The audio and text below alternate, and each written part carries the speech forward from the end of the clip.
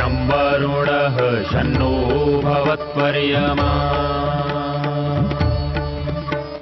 शन्न इन्द्रो बृहस्पतिः शन्नो विष्णुरुक्रमः ॐ शान्ति शान्ति शान्तिः।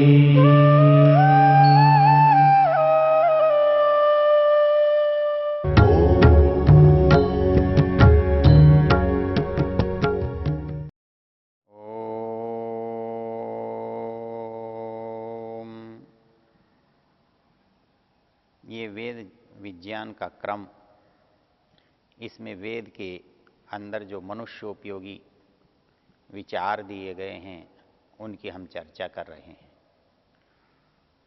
और मनुष्य को जीने का जो उपाय है वेद के शब्दों में वो धर्म है। अर्थात धर्म कुछ नहीं है, सहज जीने का जो प्रकार है उसे धर्म कहते हैं। और इस सहज जीने के प्रकार को मनु ने धर्म की परिभाषा में दिया है। और उस परिभाषा की चर्चा करते हुए हमने कुछ प्रमुख बातों पर विचार किया। अर्थात धार्मिक होने के लिए व्यक्ति को धैर्यवान होना चाहिए, क्षमाशील होना चाहिए, इंद्रियों का दमन करने वाला होना चाहिए और पवित्रता का उसको प्रयत्न करना चाहिए और अपने मन पर उसको नियंत्रण होना चाहिए। ये बहुत सारी जो चीज़ें हैं 10 में से, उनकी हमने चर्चा की। उसी क्रम में आगे और देखते हैं। धृति ही क्षमा दमोस्तेयम शौचम इंद्रिय निग्रह धीर विद्या सत्यमक्रोधो दशकम धर्म लक्षण। यद्यपि ये सारे जो 10 की 10 बातें हैं ये एकांततः बिल्कुल अलग नहीं है, ये एक दूसरे से मिली जुली हैं, गुथी हुई हैं, एक से दूसरे का संबंध है। लेकिन उसका जो प्रकाशित रूप होता है, प्रकट रूप होता है, उसके आधार पर इसका नामकरण या वर्गीकरण किया गया है। उस क्रम में हमने जो 6 बातें पीछे देखी उनमें 7वीं बात है धी, 8वीं है अक्रोध, विद्या, धीर विद्या सत्यम अक्रोध। धी, विद्या, सत्यम, अक्रोध। तो ये 4 बातें और इसमें सम्मिलित हैं।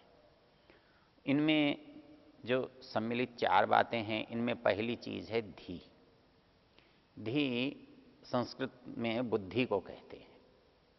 बुद्धि साधन भी है और बुद्धि ज्ञान भी है। ज्ञान के साधन को भी बुद्धि कहते हैं और ज्ञान को भी बुद्धि कहते हैं। बुद्धिर ज्ञानमित्य अनर्थांतर, अर्थात बुद्धि कहिए ज्ञान कहिए, दोनों से ग्रहण एक का ही होता है। आप बुद्धि कहना चाहते हैं वहाँ साधन की प्रमुखता है, आप ज्ञान कहना चाहते हैं वहाँ उससे प्राप्त होने वाली बात की प्रमुखता है। ये कहता है धी मतलब जो हमको धारण करवा सकती है, जो हमको समर्थ बना सकती है। बुद्धि के भी बहुत पर्याय हैं, बुद्धि के प्रकार भी हैं, मेधा, ऋतंभरा, प्रज्ञा, बहुत सारी बातें हैं। वो उसके जहाँ जहाँ प्रसंग है वहाँ से उसके भेद हैं। लेकिन यहाँ मनुष्य को धार्मिक होने के लिए बुद्धिमान या ज्ञानवान होना भी आवश्यक है। वैसे सामान्य रूप से ये समझा जाता है कि धार्मिक व्यक्ति बहुत बुद्धिमान नहीं हो तो कोई चिंता की बात नहीं, क्योंकि 2 शब्द आते हैं, धार्मिक और विद्वान। तो वहाँ धार्मिक का अर्थ ऐसा नहीं है कि बुद्धि से रहित है, क्योंकि बुद्धि के 2 उपयोग हैं यहाँ। जब हम धार्मिक कहते हैं तो वो व्यवहार की, जो जीवनचर्या की, समाज के से संबंध की बात है, उसका नाम है। हम क्या करें, किस परिस्थिति में क्या करें, किस आयु में क्या करें, किस समय में क्या करें, उसका जो निर्णय विवेक है और वो नियमित एक परंपरा है, उसको सभी ऐसा करते हैं, सभी वैसा मानते हैं, उसको हम धर्म कहते हैं। लेकिन विद्वत्ता जो है वो एक व्यक्ति की चीज है। वो कितना भी हो सकता है, कितना भी नहीं हो सकता है, दूसरे के लिए उपयोगी भी हो सकता है, अनुपयोगी भी हो सकता है, न उपयोगी हो ऐसा भी हो सकता है। तो इसलिए भले ही वो दो बातें हैं कि धार्मिक होना और विद्वान होना, तो जहाँ ज्ञान की अधिकता की बात है वहाँ विद्वान होना है, और जहाँ व्यवहार की बात है वहाँ धार्मिक होना है।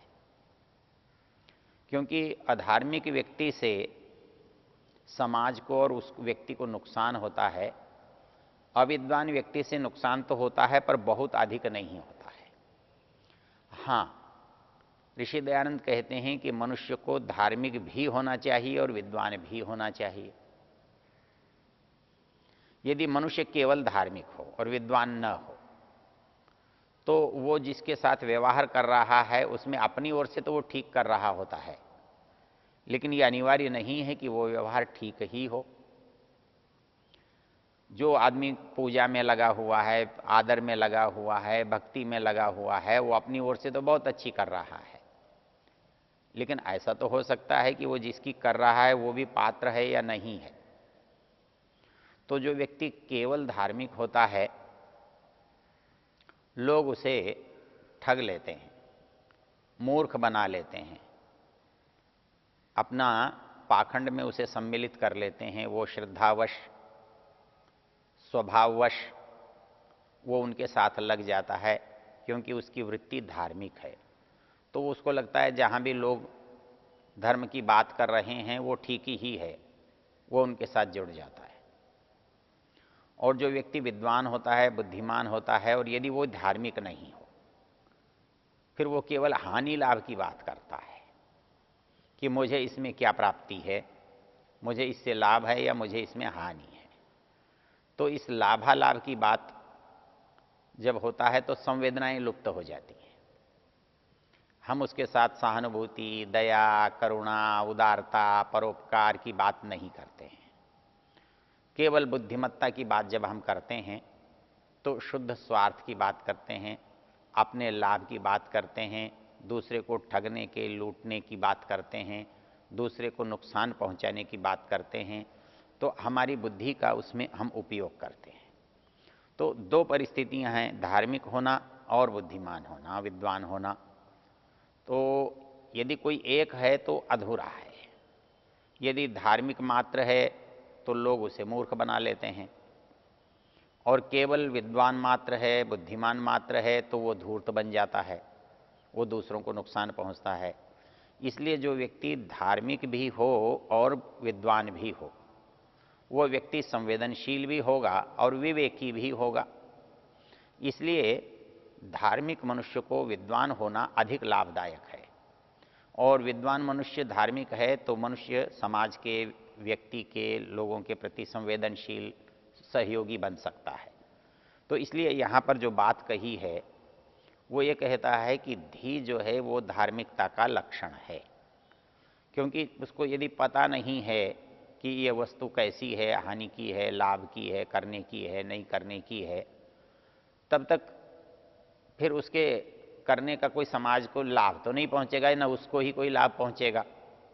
वो धर्म के नाम पर तो करता भले ही रहे, लेकिन उसकी धार्मिकता का जो परिणाम होना चाहिए वो तो नहीं प्राप्त होगा।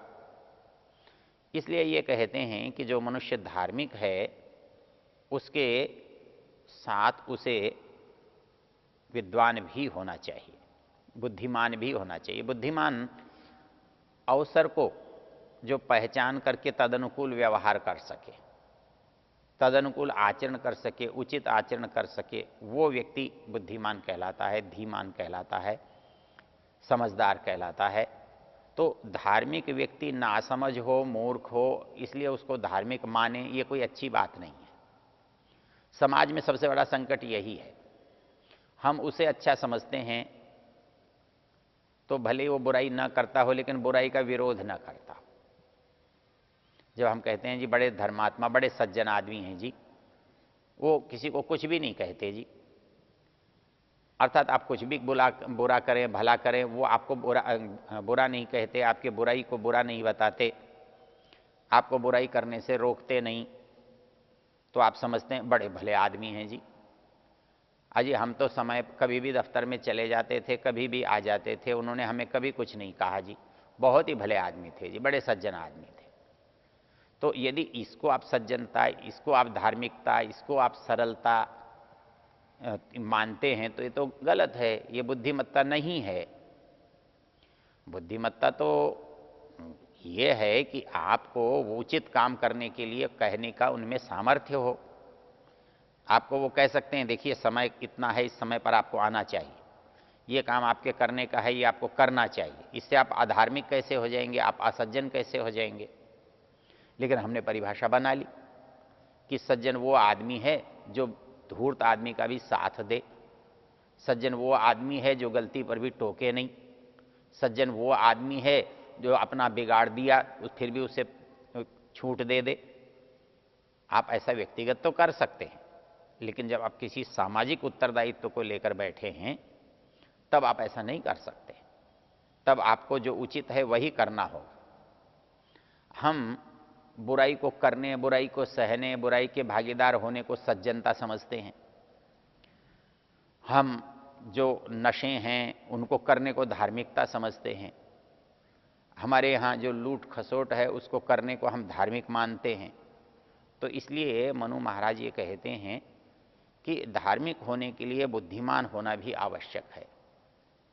आप बुद्धिपूर्वक कोई काम करेंगे तो वो धर्म से बाहर नहीं होगा, वो धर्म के साथ ही जुड़ा हुआ होगा, बल्कि अधिक धार्मिक होगा।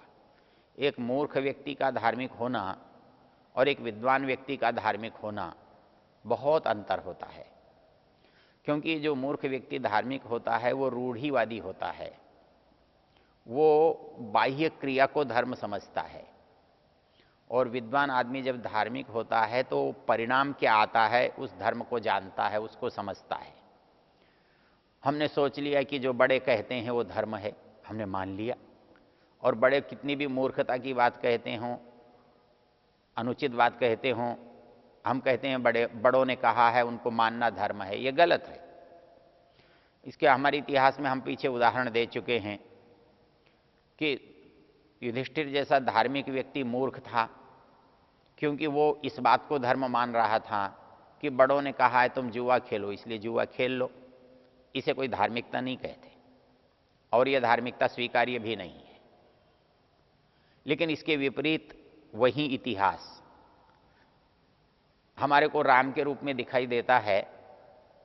तो वहाँ क्या कहा गया है, दशरथ कहते हैं बेटा तुम यहाँ से जाओ मत, मैं तुम्हें जाने नहीं देना चाहता, तुम ऐसा करो कि मुझे बंदी बना दो, मुझे जेल में डाल दो, हाँ मुझे राज्य से हटा दो, तुम राज्य के सिंहासन के अधिपति बन जाओ, तुम राजा बन जाओ, मुझे बुरा नहीं लगेगा क्योंकि तुम यहाँ रहोगे, मैं अपराधी नहीं बनूंगा तुम्हें हटाने का, निकालने का, देने, बाहर भेजने का। राम कहते हैं ये स्वीकार नहीं है, यह अनुचित है, ये अधार्मिकता है, ये मनुष्य की नैतिकता से परे की बात है। इतिहास में हमारे सामने दो उदाहरण बड़े स्पष्ट हैं, किंतु हमारी प्रवृत्ति बन गई है। वैसे तो बड़े जो कहते हैं वो अनुभव से कहते हैं, बड़े जो कहते हैं वो बुद्धिमत्ता पूर्वक कहते हैं, ऐसी हम आशा करते हैं। तो ऐसी स्थिति में वो जो कहें वो मान्य होना चाहिए, उसका आदर होना चाहिए, उसका व्यवहार में लाना चाहिए।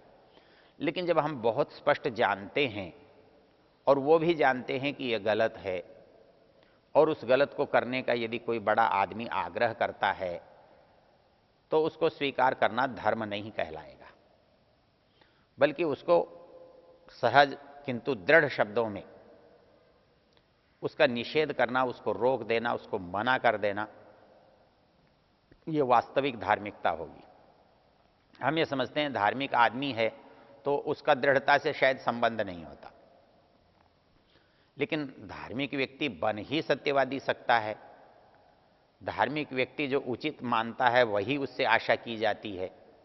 तो ऐसी स्थिति में वो दृढ़ नहीं होगा तो वो धार्मिक कैसे रहेगा, वो धार्मिक कैसे बनेगा। इसलिए ये सोचना कि धार्मिक होने का मतलब गलत बात को सहन करना या गलत बात करने की छूट देना, ये दोनों ही धार्मिकता से परे की बात है।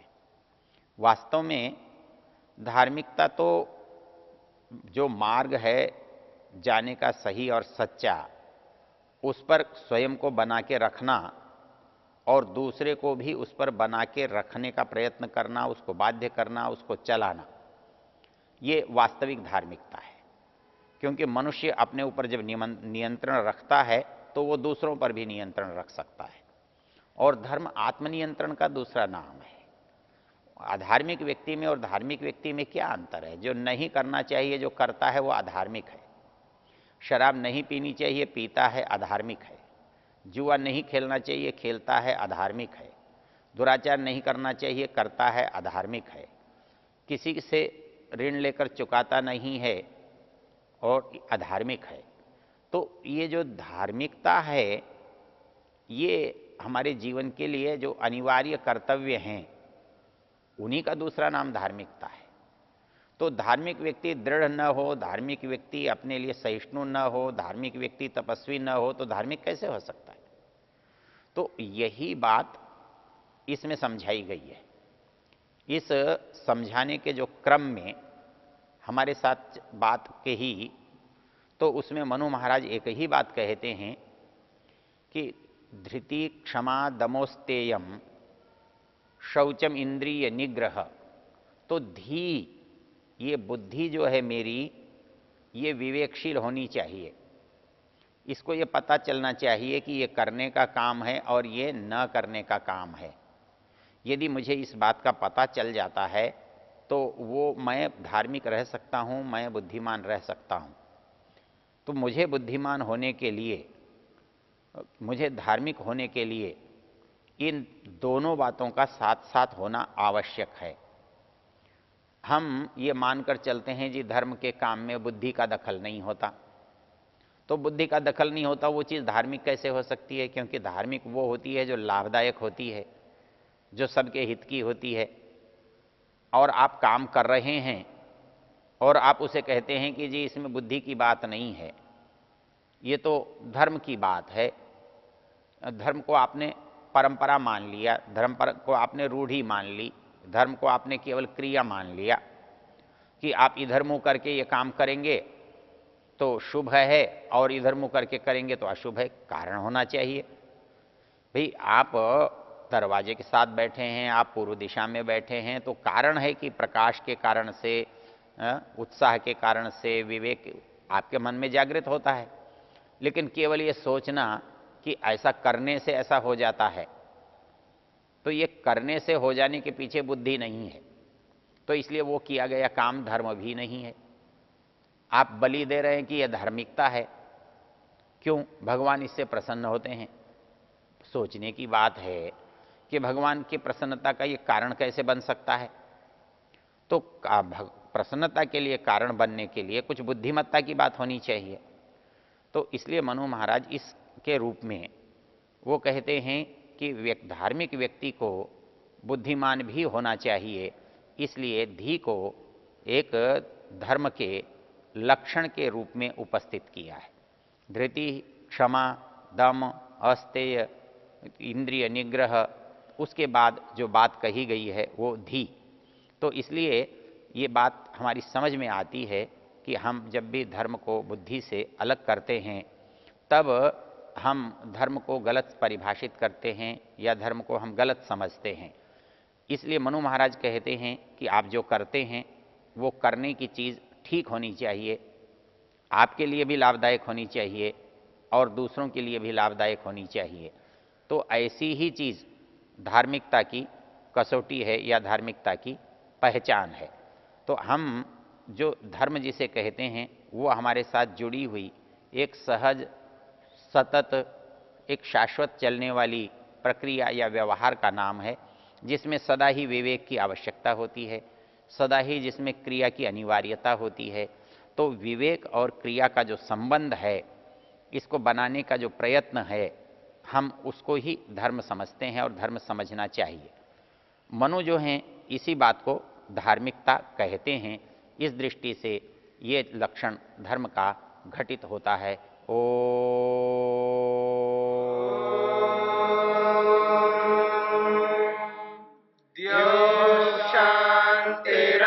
शान्तिरन्तरिक्षं शान्तिर्पृथिवी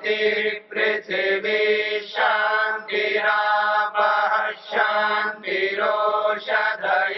शान्तिः वनस्पतयः शान्तिर्विश्वे देवा शान्तिर्ब्रह्म शान्ति सर्वं शान्ति शान्तिरेव शान्ति क्षमा शान्तिरेधि। ॐ शान्ति शान्ति शान्ति।